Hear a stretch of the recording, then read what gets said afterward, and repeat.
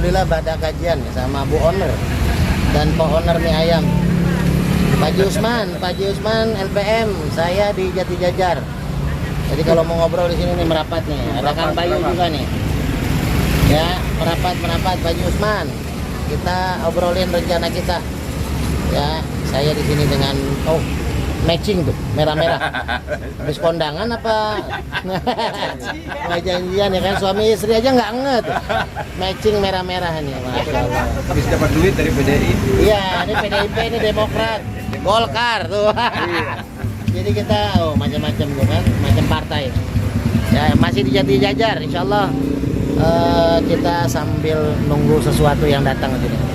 Ustaz Sutris katanya mau kesini, ditunggu. Owner mie ayam makan somai, hanya di YouTube inilah bisa terjadi ya kan.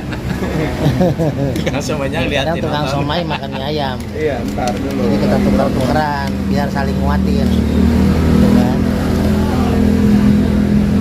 Di Jati Jajar. Saya Pak Haji, masih nggak kenal Pak Haji ya. Ini satu rumpun sama saya dari Kerawang, tapi lahir sama-sama di Tanjung Priok. Iya. Nah, jadi satu perjuangan. Kita ketemu lagi di Jati Jajar gitu. Berkah. Ayo dong nguap dong, nguap. Nah, gitu. Ini pakai tangan kanan bukan tangan kiri nih. Ini karena video selfie. Bagaimana rasanya? Mantap. Mantap. Ini memang somai terenak. Ya, jadi kalau mau nyobain somai terenak di Jati Jajar, mie ayam yang ada, nah mie ayam Persija apa mie ayam PKS nih, warnanya orange soalnya. Ya pokoknya cobain aja. Cobain aja di Jati Jajar, depan seberang Taman Jati Jajar, Depok. Depan Indomaret. Ya. Setiap hari buka kecuali Kamis kalau mie ayam. Karena ownernya Ustadz, jadi mimpin ratib, mimpin Yasin malam Jumat.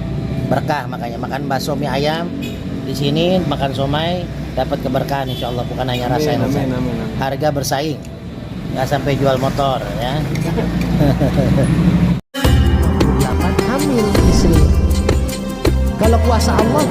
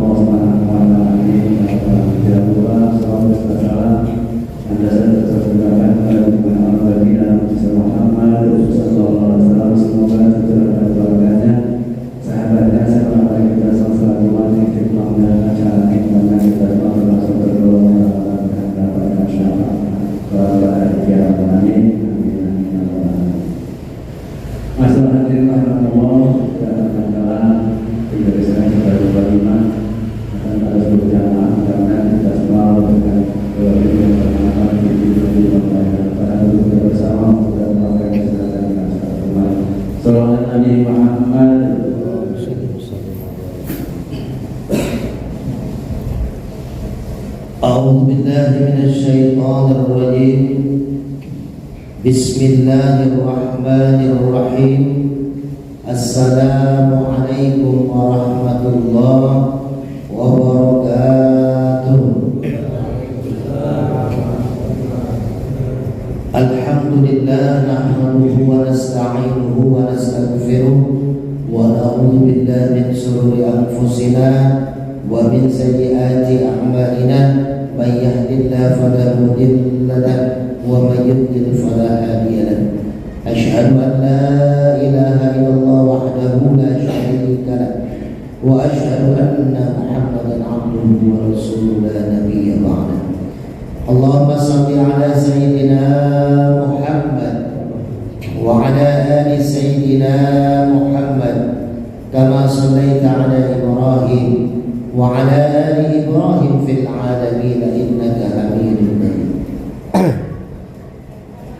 Alhamdulillah, puji syukur mari sama-sama kita panjatkan kepada Allah Subhanahu wa ta'ala. Pada malam Rabu ini kita masih diberikan nikmat iman Islam, nikmat sehat walafiat, sehingga kita bisa melaksanakan ibadah sholat maghrib berjamaah di masjid yang kita cintai ini, Masjid Al-Hidayah. Dilanjutkan dengan kita tolabul ilmi sampai dengan isya nanti. Mudah-mudahan ibadah kita, tolabul ilmi kita diterima oleh Allah Subhanahu wa ta'ala, dan ini adalah sebagai tanda syukur atas nikmat yang telah Allah berikan. Maka ketika kita bersyukur, maka Allah janjikan akan ditampakkan rezeki dan nikmat kita oleh Allah Subhanahu wa ta'ala. Amin ya Allah ya rabbal alamin. Salawat dan salam semoga senantiasa tercurah kepada pemimpin alam Nabi besar Muhammad sallallahu alaihi wasallam, kepada keluarganya, para sahabatnya, dan mudah-mudahan kita semua beserta keluarga kita mendapatkan syafaatul uzma di yaumil akhir nanti. Amin amin ya Allah ya rabbal alamin. Hadirin jemaah yang dirahmati Allah, sebelum kita lanjut, mari sama-sama kita baca surah Al-Fatihah. Kita niatkan, kita hajatkan untuk seluruh hajat dan niat kita beserta keluarga kita.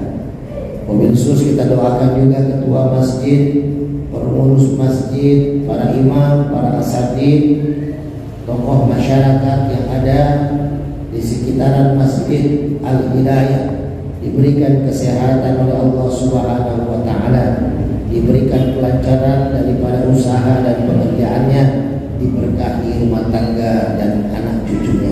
Ala hadiniyah wa kullu niyatin salihah wa ila hadratin nabi. Al-Fatihah. A'udzu billahi minasyaitonir rajim. Bismillahirrahmanirrahim. Alhamdulillahi rabbil alamin. Ar-Rahmanir Rahim. Maliki yaumiddin. Iyyaka na'budu wa iyyaka nasta'in. Ihdinas siratal mustaqim. Siratal ladzina an'amta 'alaihim ghairil maghdubi 'alaihim waladdallin. Bapak-bapak hadirin yang rahmati Allah, kita masih di bab 4, yaitu tentang jujur dan benar. Artinya siddiq. Surat At-Taubah yang 2 minggu lalu kita bahas, yaitu ya ayyuhalladzina amanu taqullaha wa kunu ma'as sholihin. Hai orang yang beriman, bertakwalah kepada Allah dan hendaklah kamu bersama orang-orang yang benar. Itu Pak pesan Allah pertama di dalam ayat Al-Quran surat At-Taubah ayat 119. Pertama, kita kalau merasa adalah sebagai hamba Allah. Hamba Allah itu siapa? Hamba Allah itu yang menganggap Allah sebagai khalik, kita makhluk. Itu hamba Allah. Ini pertama sebagai tauhid. Kalau kita menganggap diri kita hamba Allah, berarti kita menganggap Allah sebagai khalik.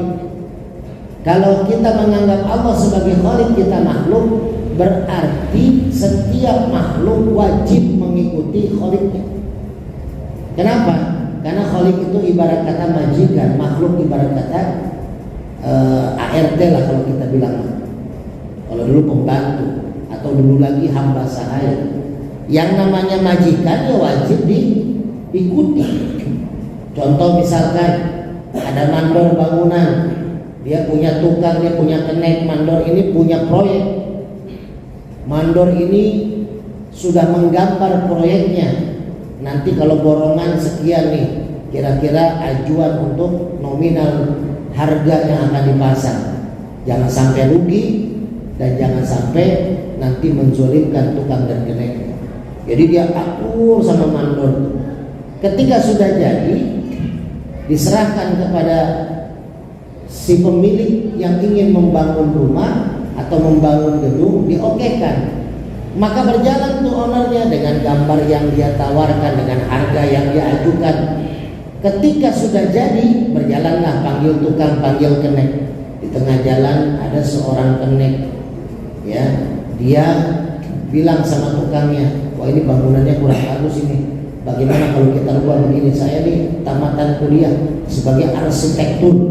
Memang pinter, ini kenek ini pinter kan? Kenek ini hebat. Kenek ini keilmuannya luar biasa. Tapi ketika dia menjadi kenek, maka tidak usah banyak cakap. Dalam artian apa?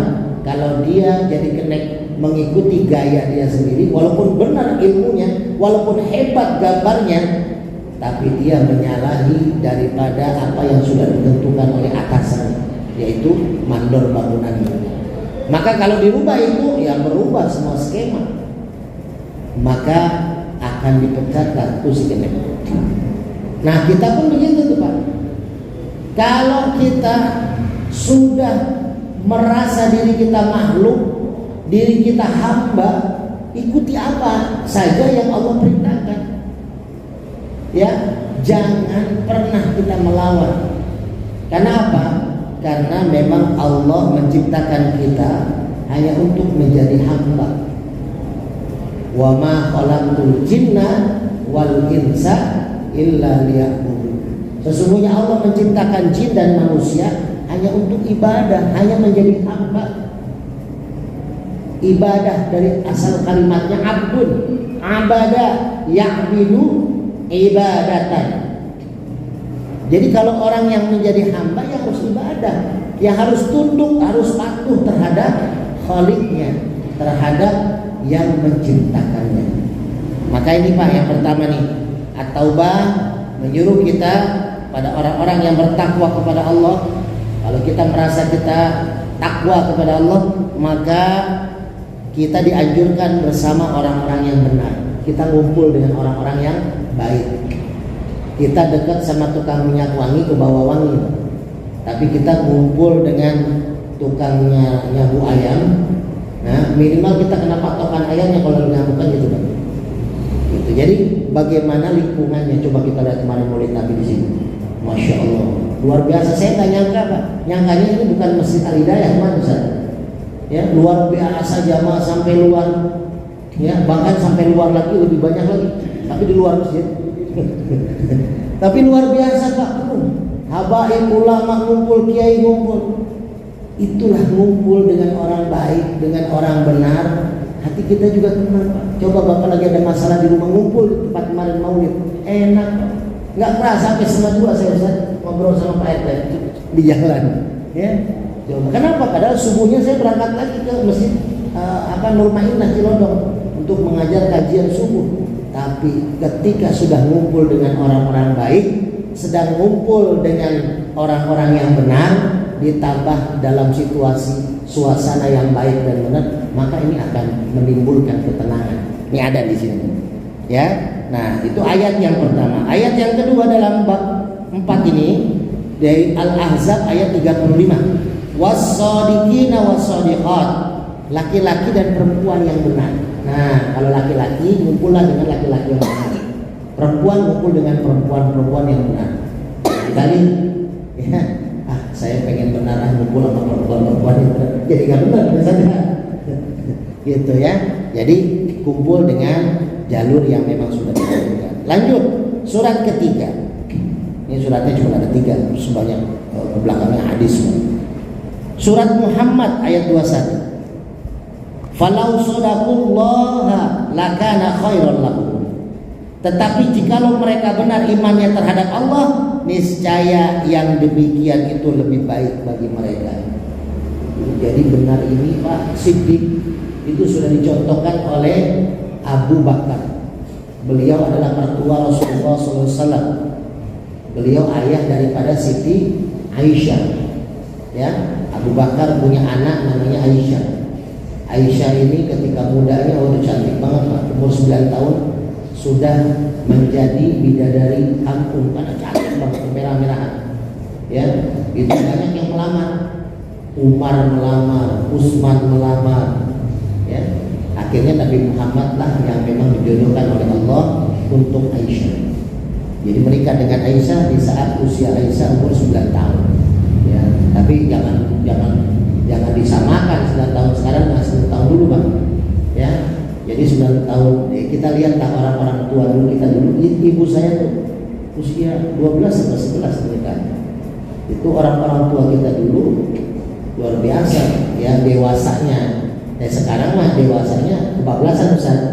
Dewasa memang SD sudah berpenampilan dewasa, tapi dewasa dari segi pakaian dan akhlak keburukannya, bukan akhlak kebaikannya. Nah itu jadi memang dulu itu luar biasa santunnya, sopannya, ya. SD aja sudah diajarkan kalau di kampung-kampung itu cara melayani tamu, gitu. Itu anak-anaknya yang membuatkan teh.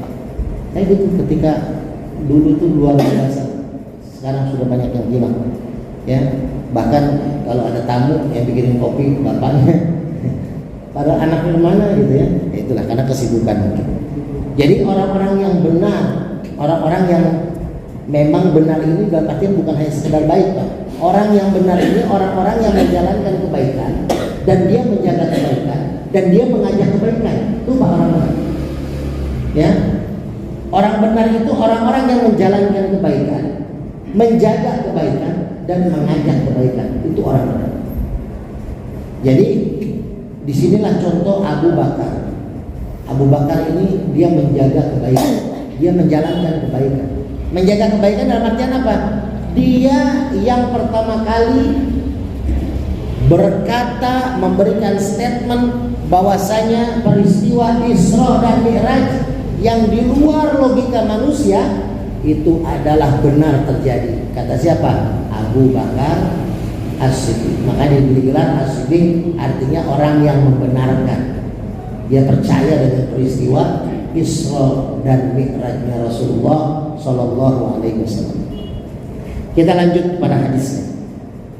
Yang pertama, fal awwalu an ibni Mas'udin radhiyallahu anhu anin Nabi sallallahu alaihi wasallam, inna sidqa yahdi ilal birri wa innal birra yahdi ilal jannah wa innar rajula la yasduqu hatta yuktaba indallah siddiqan wa innal kadhiba yahdi ilal fujur wa innal fujura yahdi ilan nar wa innar rajula la yakdzibu hatta yuktaba indallahi kadzaban. Muttafaq alaih. Dari Ibnu Mas'ud radhiyallahu anhu, dari Nabi Muhammad sallallahu alaihi wasallam, beliau bersabda, sesungguhnya kebenaran itu menunjukkan kepada kebaikan. Kebenaran menunjukkan kepada kebaikan. Kalau kita mau cari sesuatu yang baik buat kita, baik buat anak kita, contoh misalkan kita punya anak nih Pak, perawan, kan lebih susah Pak mendidik, menjaga, melepas anak perawan ketimbang anak laki-laki. Itu lebih berat, lebih sulit, ya, mendidiknya lebih sulit, menjaganya lebih sulit, dan melepasnya apalagi lebih sulit. Sampai Rasulullah pernah berkata kepada sahabat, wahai sahabat, kalau kalian punya 3 orang anak perempuan, 3 orang anak perempuan, lalu kalian bisa mendidik 3 orang anak perempuan ini, mendidik, menjaga, menjadi anak yang solehah. Lalu setelah terdidik, setelah dijaga menjadi anak solehah, berarti solehah kepada Allah dan orang tuanya, kepada sesama. Lalu orang tuanya bisa melepas si anak perempuan ini menjadi istri yang solehah buat suaminya, buat mantunya orang tua itu, maka ganjaran bagi orang tua itu adalah surga. Bahkan kalau ada dosa-dosa itu dihapus. Pernah Bapak dengar ada seorang wanita yang dikisahkan sebagai wanita pertama yang masuk surga setelah Rasulullah SAW dan Siti Khadijah. Ya setelah nanti istri-istri Rasul, ada wanita pertama yang masuk surga dari golongan bukan keluarga Rasulullah. Jadi ceritanya Pak, ada seorang wanita punya istri sahabat Rasul. Lalu seorang sahabat ini diajak Rasulullah berperang. Dia pesan tuh sahabat, suaminya nih, mah, selama papa pergi berjihad berjuang bersama Rasul, jangan kau keluar rumah. Itu pesannya tuh Pak. Kalau saya belum pulang, jangan keluar rumah. Itu pesannya Pak. Lalu apa yang terjadi? Pergilah sahabat ini berperang bersama Rasul. Sehari belum pulang, tidak keluar tuh si perempuan, si istri. Tiba-tiba 2 hari 3 hari belum pulang, datanglah keluarga dari istri ke rumahnya. Apa yang disampaikan? Dia bilang, Neng, coba kamu pulang dulu Neng ke rumah orang tua, tengokin ayahmu lagi sakit Neng. Nyebut-nyebut namamu. Yang namanya seorang ayah, walaupun tidak membeda-bedakan, kalau dia punya anak laki dan perempuan Pak, biasanya lebih dekat dengan anak perempuan biasanya, ya.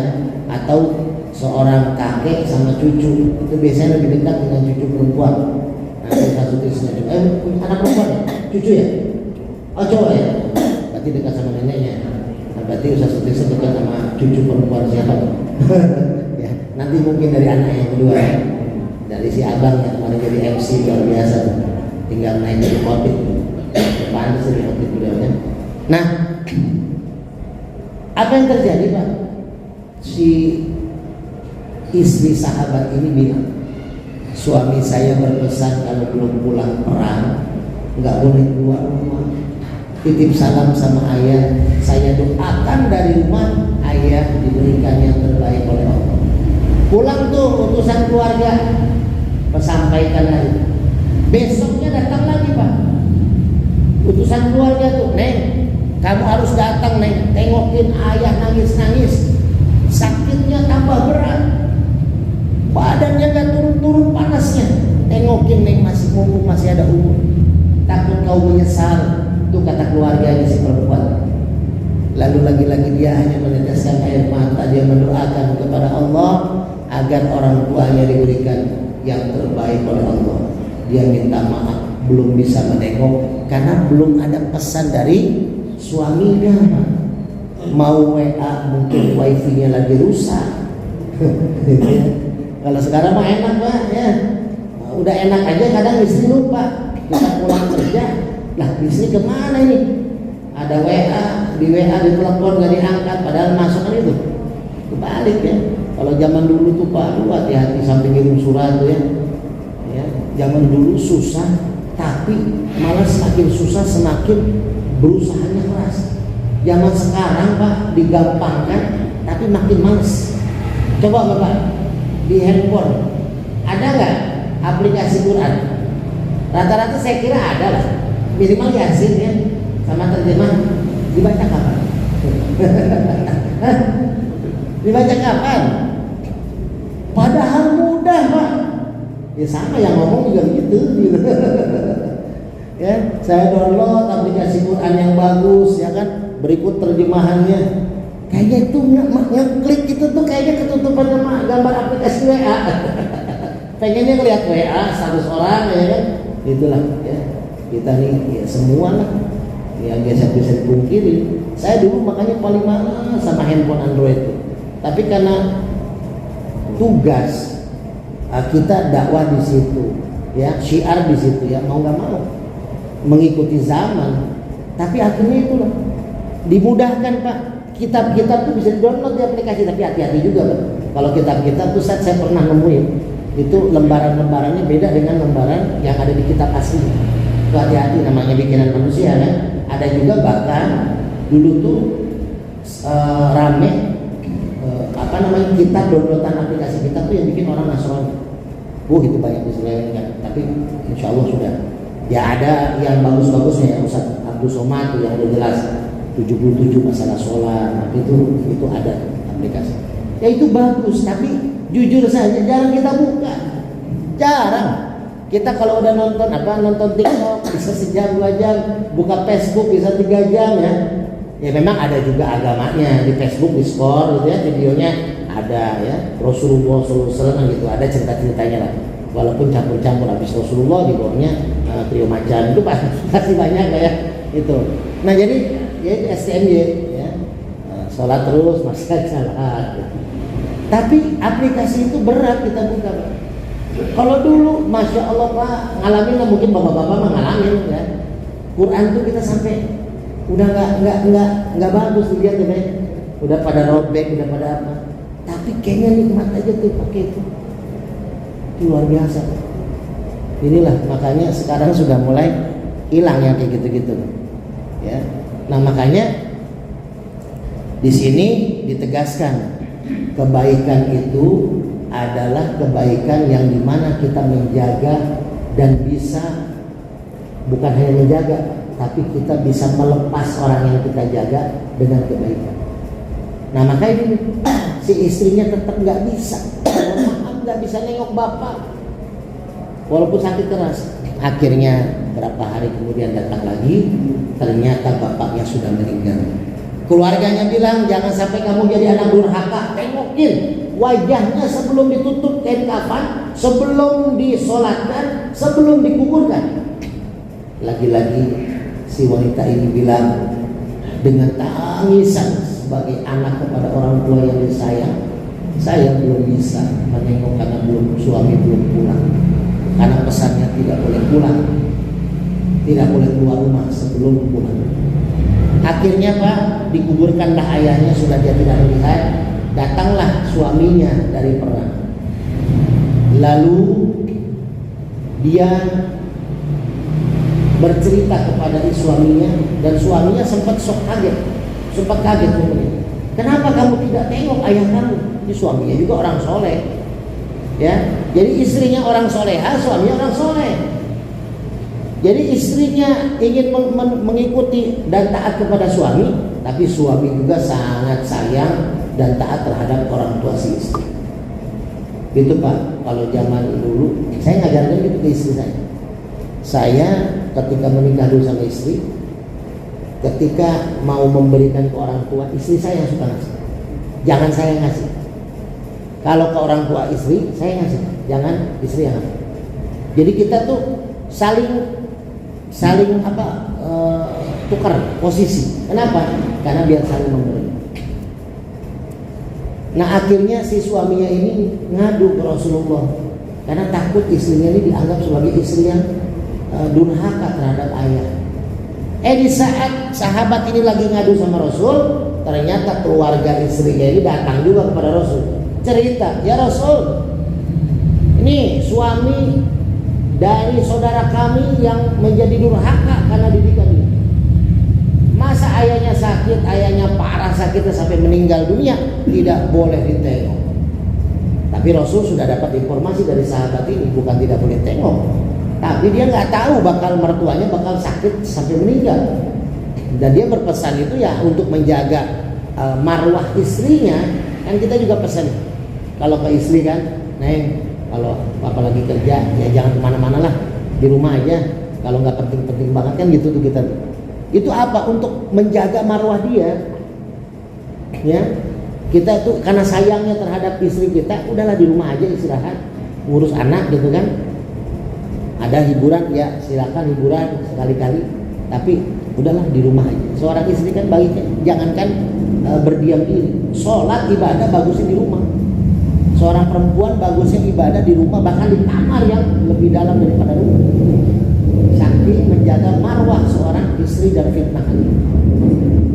Nah, akhirnya karena Rasul sudah tahu ceritanya, Rasul bilang, Rasul dapat kabar dari malaikat Jibril bahwasanya Allah sudah mengampuni dosa si ayah yang meninggal tadi karena punya anak wanita yang solehah dan taat kepada suaminya. Tuh, dosanya diampuni. Dosanya diampuni Pak, karena punya anak perempuan yang solehah, yang taat kepada suaminya. Jadi bapak kalau ada kita punya anak perempuan taat sama suaminya, jangan malah direcokin. Mohon maaf, saya baru ngeliat di Facebook menangis saya semalam, ya. Jadi saya juga sudah nonton Facebook. Jadi ada seorang ayah gitu, masih muda, ayahnya anaknya masih kecil, itu disuruh paksa terpisah sama istrinya dan anaknya masih kecil, masih digendong lah 2 bulan atau 3 bulan oleh mertuanya. Padahal tidak bisa, tidak cerai, tapi si mantunya yang laki-laki tidak boleh menengok anak bayi laki. Padahal dia sayang banget sama anak bayi laki-laki. Sampai dia seharian nunggu di depan rumah untuk bisa menggendong anak bayi laki-laki. Itu mertuanya mencak-mencak. Akhirnya yang misalnya keluarga dari mertuanya karena belum pisah. Ini belum pisah. Itulah kadang orang ketiga itu Pak bukan orang lain. Kadang orang ketiga itu keluarga kita sendiri.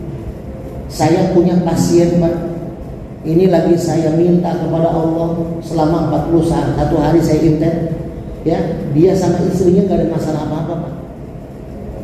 Tapi mertuanya, kakak iparnya nyuruh dia cerai, padahal dia udah 20 tahun lebih menikah. Kenapa? Karena proyeknya lagi belum dibayar, proyeknya ini lagi ngegantung. Padahal orang kaya Pak, bukan orang miskin. Sekali proyek itu miliaran. Tapi memang semua juga sama lagi kondisi. Alhamdulillah dia sudah seminggu lagi kelar 41 hari zikirnya, ya. Dan alhamdulillah Pak ujian itu, ya. Kemarin hari Senin, malam Senin dia ke rumah. Hari Seninnya dia ngabarin, Ustaz saya diterima di perusahaan Jepang. Alhamdulillah, insya Allah jadi manajer dia di perusahaan Jepang. Karena apa? Masya Allah Pak, itu ke rumah saya. Ya mungkin kalau yang sering dasar saya tahu orang itu luar biasa, kita doain, kita zikirin, dan dia juga sama berdoa berzikir tiap malam. Di atas jam 12 dia mandi, saya kasih zikirannya, saya panggil. Tinggal 6 malam lagi kata dia, selesai 41 malam. Tapi alhamdulillah perusahaan yang narik dia ini perusahaan Jepang yang punya sangkutan hutang sama dia sampai 9 miliar. Ustaz, mudah-mudahan ini cair, hutangnya dibayar dan dapat pekerjaan yang lebih layak lagi, dan insya Allah keluarga besar. Tapi bukannya berarti dia itu miskin, rumahnya miliaran. Bahkan saya suruh jual, rumahnya lebih dijual, ya, perabotannya mahal-mahal. Tapi istrinya pun masih kerja, istrinya pun masih dapat usaha. Cuman karena memang inilah, ya, bukan permasalahan harta saja kalau menurut saya, tapi ikut campurnya orang tua, mertua, terus keluarga daripada pasangan kita itu tidak baik. Tidak ada masalah apa-apa. Sama-sama setia ini suami istrinya, sama-sama baik, sama-sama sayang sama anak-anaknya, anaknya udah 3 atau 4 tuh. Ini luar biasa. Ujian itu dari orang terdekat. Tuh. Makanya hati-hati Pak, kita sebagai orang tua, sebagai mertua, jangan sekali-sekali ikut campur urusan anak. Apalagi kalau kita punya anak perempuan Pak. Tuh, cerita tadi tuh. Jadi contoh, kita punya salah, punya dosa. Asal anak perempuan kita jadi anak yang solehah, jaminan kita surga, kata Rasulullah. Surga. Sahabat bertanya, ya Rasul, kalau anak perempuannya 2 gimana? Sama. Kalau anak perempuannya 1 sama. Jadi anak perempuan itu ternyata 2-3 kali bebannya kita mendidik ketimbang anak laki-laki. Berat. Makanya saya punya anak 2 laki-laki, anak 2 perempuan. Saya bisa merasakan begitu beratnya mendidik anak perempuan. Gitu. Ya, anak laki, bahkan lahirnya pun anak laki-laki mah gampang, anak perempuan paling susah. Yang ketiga dan keempat ini sulit banget. Nah, itu kita sambung lagi. Jadi kebenaran itu menunjukkan kepada kebaikan, dan kebaikan itu menunjukkan kepada surga. Tuh Pak, kalau kita benar lalu kita menjadi baik, maka insya Allah akan mendapatkan surga. Apa ayatnya?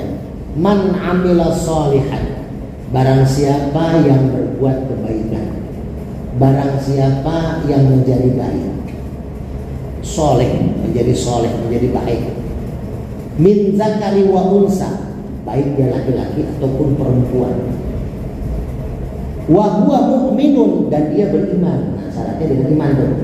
Ada orang baik tapi dia tidak beriman, tetap dapat kebaikan, karena ada 2 tuh kebaikannya, jaminan di belakangnya.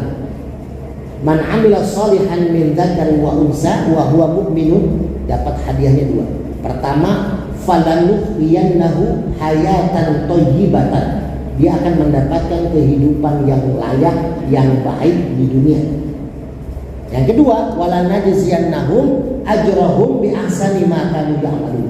Yang kedua, dia akan dapat ganjaran yang lebih daripada apa yang dia kerjakan. Lebih, misalkan dia sedekah 1000, dapat ganjarannya ribuan kali apa yang dia sedekah. Dia baik sama 5 orang, Allah berikan balasan lebih bisa ratusan orang dari dia dan keluarganya. Tuh Pak. Tapi 2 itu tuh konsepnya. Kalau dia beriman, dapat dua-duanya Pak. Tapi kalau nggak beriman, cuma dapat yang pertama, kehidupan yang baik di dunia. Makanya kalau kita jangan heran, jangan iri. Kan ada yang bilang tuh, Allah kok kadang pilih kasih orang-orang kaya di dunia ini, banyak kan orang non muslim itu kan, ya kan? Coba disurvei, paling banyak orang non muslim di dunia ya, yang paling kaya ya. Bagaimana tuh Messi, Ronaldo, triliunan itu dari main bola doang, cuman nendangin bola nggak ada kerjaan, gitu. Bola 1 promosi 2 gitu. Wasitnya wasit Bahrain gitu. Wah udah, gitu ya. Jadi kayak begitu tuh. Tapi miliaran, triliunan itunya apa gajinya, payah dia non muslim. Jadi Allah apa tidak adil? Tidak, Allah adil. Kenapa? Karena Allah dalam ayat ini, orang yang berbuat baik, ya dia orang yang baik, ya, berbuat baik atau dia baik, gitu ya, maka dia akan dapat kebaikan. Kalau dia tidak beriman, laki atau perempuan, maka dia akan dapat falanuhyiyannahu hayatan thayyibah. Kalau dia bukan orang iman, orang Islam, maka dia dapat cuma 1, kehidupan yang baik di dunia. Tuh, jadi nggak usah cemburu. Kalau orang baik, banyak kan orang-orang yang soleh, orang baik. Honda, Pak. Honda itu adalah warga Jepang yang dia cuma tukang bengkel. Orang miskin ya, tukang bengkel. Bukan yang punya bengkel, dia cuma pekerja di bengkel.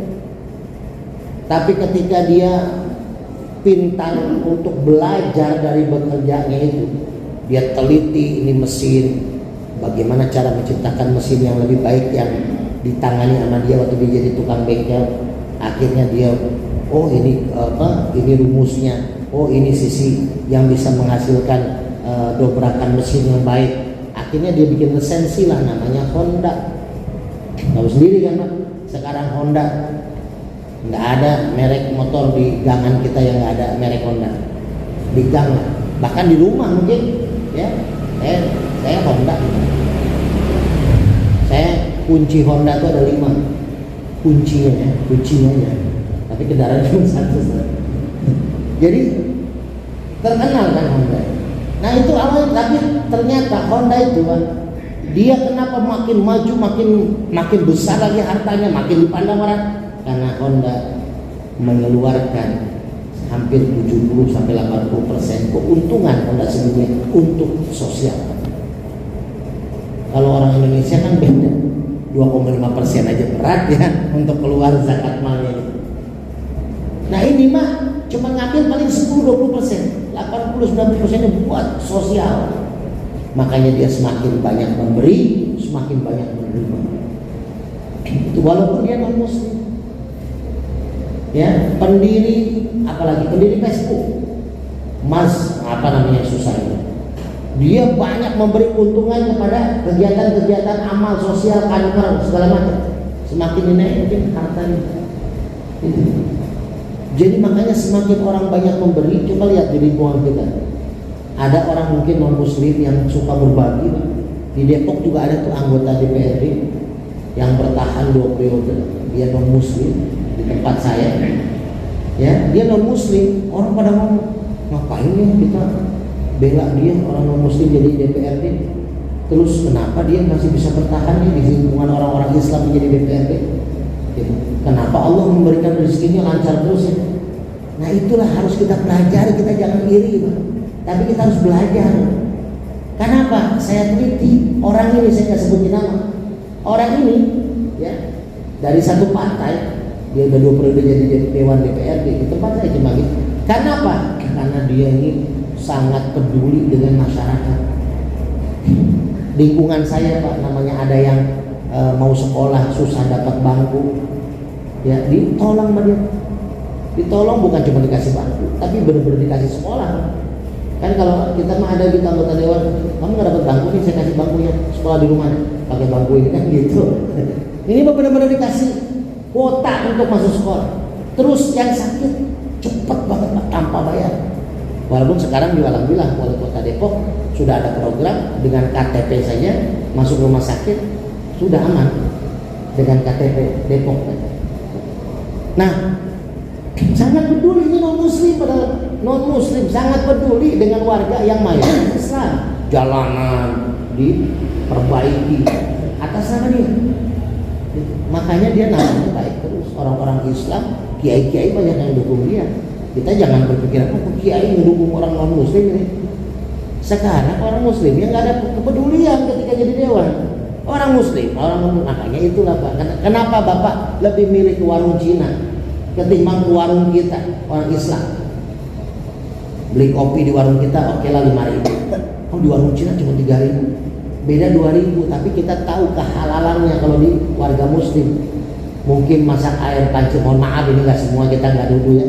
Tapi kalau di muslim bikin kopinya airnya masak dari panci yang insya Allah suci. Kalau non muslim takutnya habis merebus BAB, B2 gitu ya. Kan kita nggak tahu. Tapi apa? Kita nyari selisihnya walaupun 500 perak. Ada warung berjejeran di samping Indomaret. Ya, orang pengen melihat di Indomaret lebih lengkap. Padahal kita nggak tahu, cuma lihat di struknya tuh Pak. Itu kadang Pak, mohon maaf ya, ini nggak ada kembaliannya. Sering banget. Mana di warga kampung kita warung kamu nggak ada? Ya udah Bu, kalau nggak ada kembaliannya tulis tuh. Saya punya duit segitu ya di warung kan gitu Pak. Gitu.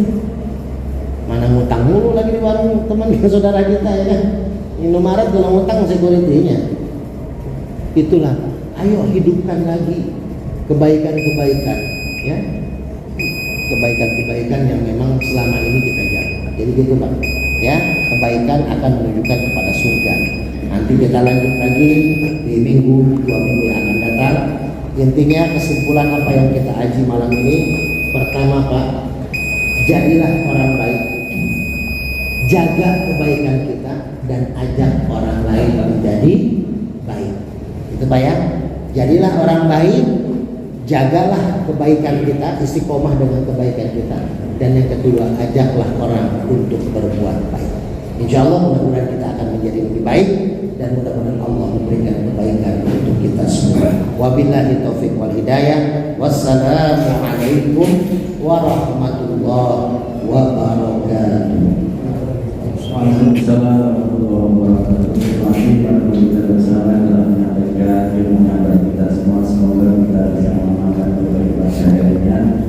Mudah-mudahan ilmu yang telah disampaikan semoga mengantarkan kita pada orang yang pertama kepada Allah Amin. Kafar majlis. Selamat Allah wa bihamdika asyhadu an la ilaha illa anta astaghfiruka wa atubu ilaik. Assalamualaikum warahmatullahi wabarakatuh. Waalaikumsalam warahmatullahi wabarakatuh. Hamil istri. Kalau kuasa Allah, harus saya.